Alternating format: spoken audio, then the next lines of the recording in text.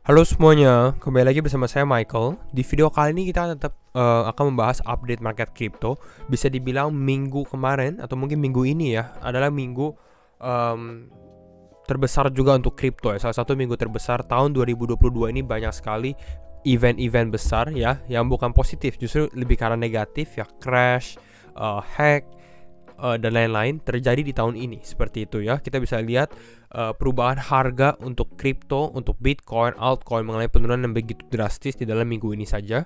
Ya, jadi kita akan update selanjutnya karena saya rasa rasa ketakutan di dalam market ini bukannya tambah mengecil, justru tambah besar. Seperti itu ya. Orang-orang sangat-sangat fearful sekali. Jadi kita akan update dan strateginya kita bagaimana ke depannya. Ya, kita sudah bahas di video sebelumnya sebenarnya ya. Kalau teman-teman lihat di sini, kesempatan emas untuk kripto. Jadi kalau kita secara jangka panjangnya, saya rasa justru ini adalah kesempatan yang cukup baik untuk kita mulai mengakumulasi kripto. Kalau teman-teman lihat jangka panjangnya adalah untuk bull run berikutnya. Artinya mungkin di 2 tahun mendatang, 3 tahun mendatang, atau mungkin 5 sampai 10 tahun mendatang. Seperti itu, jangka panjang. Ya, tapi secara short term bagaimana? Ya pastinya koreksi lagi atau penurunan masih bisa terjadi, yang kita akan lebih bahas di video kali ini juga gitu ya. Jadi kalau misalnya teman-teman suka video ini, jangan lupa untuk share videonya, like ataupun subscribe. Kita akan langsung masuk ke dalam pembahasan. Update, hari ini market turun 1,6%, Bitcoin turun sekitar 2,3%, Ethereum turun 3,4%. Rata-rata memang mengalami penurunan karena ada bukan event tapi berita besar lagi yang terjadi ya. Apakah ada yang mengalami kenaikan? Yes, ada. Di sini yang menariknya saya lihat kripto metaverse seperti Axie, Decentraland Mana, Sandbox ini lagi sedikit mengalami kenaikan. Tapi belum tahu apa alasan dibalik itu, seperti itu ya. Lalu kita lihat juga seperti Trust Wallet ini juga mengalami kenaikan. Ini akan kita bahas kenapa Trust Wallet dan beberapa crypto wallet lainnya ini mengalami kenaikan secara tokennya. Ya 54% dalam satu hari saja. Ya, tapi sisanya kalau kita lihat seperti ini, rata-rata memang masih mengalami penurunan ya. Crypto.com sendiri yang akan kita bahas juga sebenarnya ya, mengalami penurunan ya. Kita cek di Fear and Greed kita di level Extreme Fear level 22 ya. Kalau kita lihat, tadi kita bahas Crypto.com ya. The CEO of Crypto.com dari Dylan LeClaire ya, says that they accidentally sent $400 million dalam Ethereum lah gitu ya, to the wrong wallet address. Ya, dia bilang ini Chris ini adalah CEO dari Crypto.com. Teman-teman bisa lihat di dalam profile tweetnya dia gitu ya, tapi ini hanya screenshot.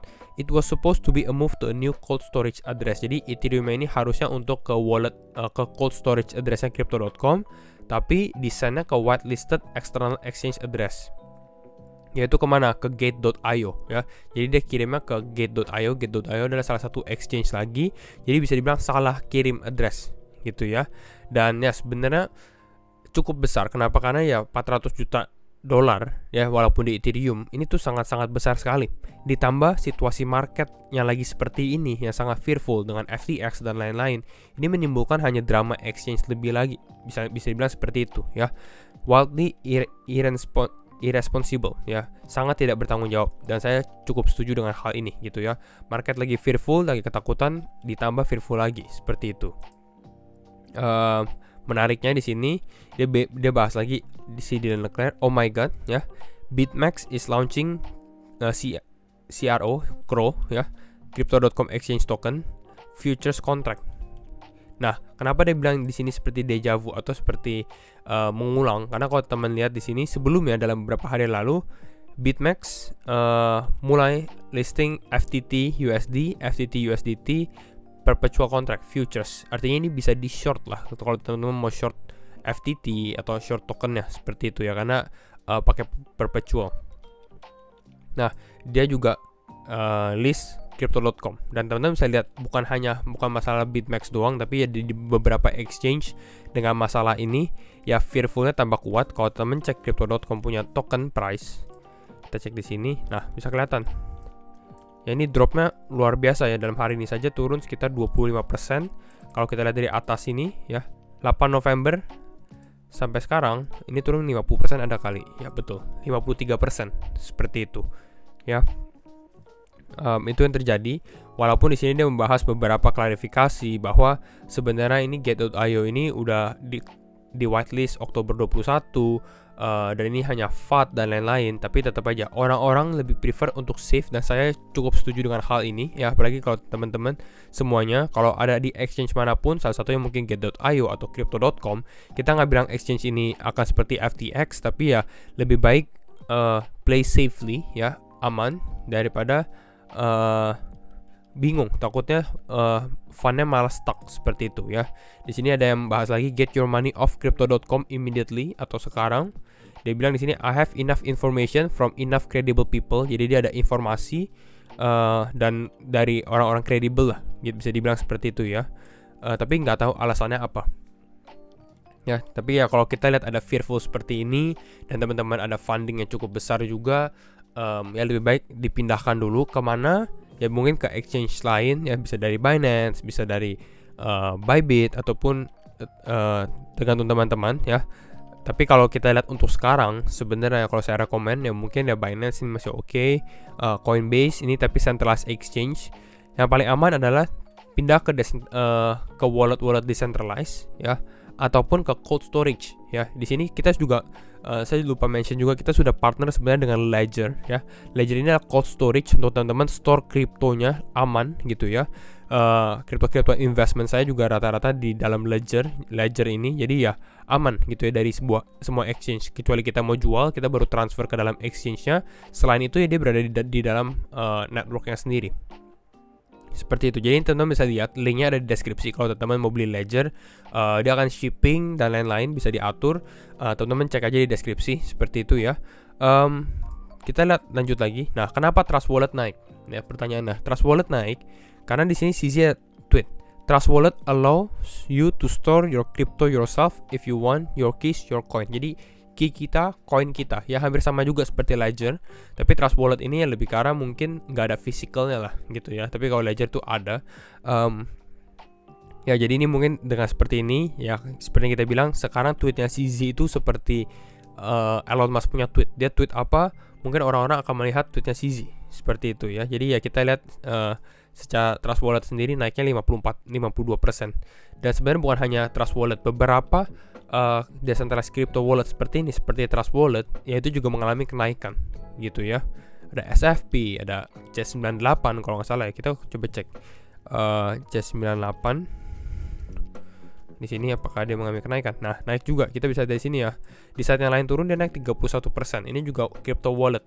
Jadi ya hal-hal seperti ini yang kita bisa lihat secara shifting ya. Kenapa? Karena centralized exchange ini lagi di fearful ya, banyak orang takut taruh di mana gitu ya. Justru wallet-wallet seperti ini, karena key kita yang simpan sendiri, semua kita yang simpan, ya mereka yang mengalami kenaikan lah gitu. Lanjut. Dia ada bahas juga, it may take some effort ya, butuh usaha ya, atau mungkin dia butuh kegak-enakan dulu, mungkin harga bakal turun seperti ini, fearful di market dan lain-lain. Tapi ya kedepannya ini akan lebih bersih lah, orang-orang lebih mengerti lagi gitu ya. Di sini what else have we got to do? Kita lihat udah dari FTX, ada Luna, Alameda Research, Three Arrows Capital, Celsius, masing-masing mengalami penurunannya gitu ya, mengalami momen crashnya sendiri. Tapi ya sekarang kita lihat hanya institusi ataupun exchange yang benar-benar kuat secara fundamentally yang memang masih berada sampai saat ini. Walaupun ya sekarang masih ongoing. Saya rasa kita lihat nanti ada satu tweet juga akan saya kasih lihat ke teman-teman ya. Di sini Justin Sun juga ada berbicara dengan CZ Binance. Ternyata keduanya ketemu di Bali gitu ya. Kita tahu lagi ada pertemuan G20 Bali Summit ya, dan mereka berbicara tentang masa depan market kripto lah intinya di ketemuan. Nah, bagaimana situasi market kripto saat ini? Dan saya cukup setuju dengan pemikiran dia, si Keyboard Monkey. Dia bilang crypto now enters the slow bleed of death. Jadi artinya apa? Artinya orang-orang lose confidence completely gone ya. Orang-orang gak berani beli gitu ya. No buyers, no positive catalyst, gak ada katalis positif atau berita positif, atau mungkin ada tapi gak akan sesensitif dulu gitu ya. Nah, hal seperti ini slow, artinya mungkin penurunannya kalau kita untuk Bitcoin. Ya kembali lagi ini disclaimer on and do your own research. Tapi kalau hal seperti ini nggak ada yang membuat Bitcoin mungkin mengalami kenaikan signifikan. Tapi untuk Bitcoin turun, itu juga secara perlahan, bisa dibilang seperti itu. Kalau kita lihat namanya slow bleed of death seperti ini. Jadi perlahan tapi ya trendnya menurun. Kira-kira seperti itu. Ya. Kita mungkin sekarang masuk ke dalam analisa teknikal untuk Bitcoin dan mungkin beberapa kripto juga. Kembali lagi disclaimer on and do your own research. Setiap keputusan tetap di tangan teman-teman. Kita lihat juga di sini. Sebelumnya kita sempat update juga di channel Telegram. Ya teman-teman, kita baru membuat channel Telegram MW ya, Michael Wyan Crypto Journal ya. Ini teman-teman bisa cek di deskripsi kalau belum join dan lain-lain. Ini free semuanya. Di sini saya sudah share beberapa analisa dari jam 10 pagi, jam 3. Ini dari crypto.com dan gate.io udah tahu newsnya dari sore tadi gitu ya. Dan kita lihat untuk hari ini untuk Bitcoin, ini kita bisa lihat bahwa level supportnya 16.700 ini dia mengalami penurunan seperti itu ya. Kita lihat dari sini kemungkinan besar sih sebenarnya ini breakdown, tapi kita nggak tahu apakah akan ada major penurunan lagi, kecuali mungkin crypto.com dikatakan nggak bisa bayar ataupun stuck lagi. Itu mungkin menimbulkan panik di dalam market, tapi saya rasa mungkin untuk saat ini benar-benar kita perlahan-perlahan trendingnya down gitu ya. Kecuali ya kita mau lihat apakah market bisa mengalami kenaikan lagi. Kenaikannya mungkin bukan secara kita uptrend, tapi lebih karena untuk naik sementara lalu baru mengalami penurunan lagi. Yes, itu masih bisa terjadi juga. Bisa dibilang seperti relief bounce gitu ya. Relief bounce, jadi sedikit mengalami penguatan ya, tapi trennya masih turun. Mungkin naik, tapi trennya tetap down seperti itu. Tapi kalau teman-teman lihat sebenarnya kayak kemarin kita membahas tentang CPI mengalami kenaikan. CPI itu sangat positif sekali. Kalau teman lihat S&P 500, nah ini kelihatan sangat positif sekali gitu ya, karena inflasi itu di bawah ekspektasi. Nah tapi kita lihat Bitcoin, dikarenakan sangat fearful sekali, market sangat takut, kenaikannya pun nggak terlalu signifikan, bahkan tidak menembus resisten 0,618 di sini. Ini hanya week candle saja.